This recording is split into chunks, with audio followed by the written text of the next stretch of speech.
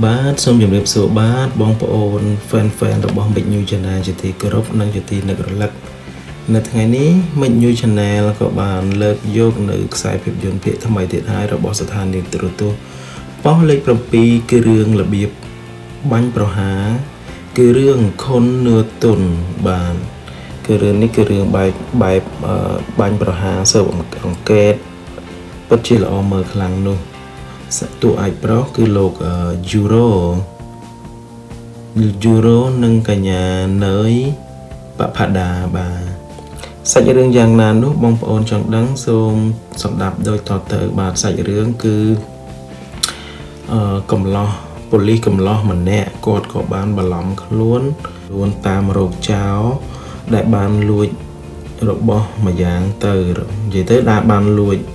វត្ថុមួយយ៉ាងរបស់គាត់នឹងទៅហើយគាត់ក៏មកបន្លំខ្លួនធ្វើចូលមកនៅក្នុងក្រុមនឹងចូលមក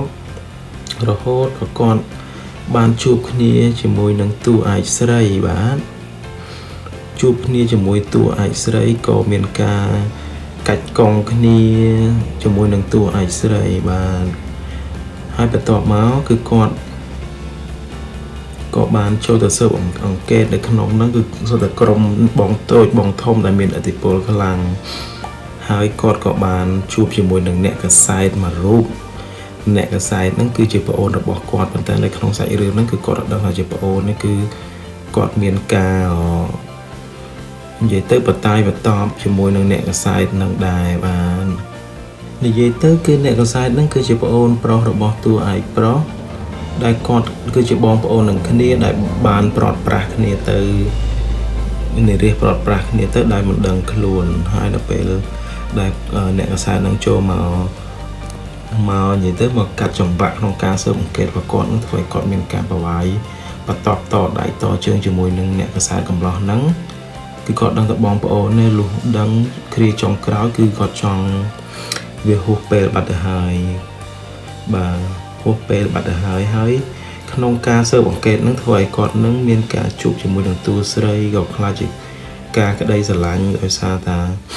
ការឌឺដងគ្នាកាច់កងគ្នាធ្វើឲ្យតួប្រុសនិងតួស្រីក៏ខ្លាចទៅជាក្តីស្នេហ៍នឹងគ្នានៅក្នុងពេលនោះបាទនេះគឺជារឿងខុននឿតុនគឺរឿងភាពយន្តបែបបាញ់ប្រហាររបស់ស្ថានីយ៍ទូរទស្សន៍ប៉ុស្តិ៍លេខ7ថៃបាទបើបងប្អូនចង់ជ្រាបកាន់តែច្បាស់សូមកុំភ្លេចតាមដាននៅស្ថានីយ៍ទូរទស្សន៍ប៉ុស្តិ៍លេខ7ថៃគឺរឿងខុននឿតុនបាទជាចុងក្រោយសូមអរគុណដល់បងប្អូនដែលបានទស្សនានៅវីដេអូនេះសូមកុំភ្លេចជួយចុច like ចុច subscribe នៅ Channel YouTube Mix New Channel ដើម្បីទទួលបាននូវរឿងភាគបន្តទៀតខ្ញុំបាននឹងធ្វើការ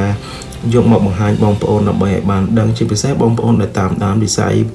ភាពយន្តភាគថៃទាំងអស់គ្នាបាទចុងក្រោយជូនពរបងប្អូនសំណាងល្អសុខភាពល្អគ្រប់គ្នារកស៊ីទទួលទានមានបានជួបគ្នានៅវីដេអូក្រោយទៀតបាយបាយ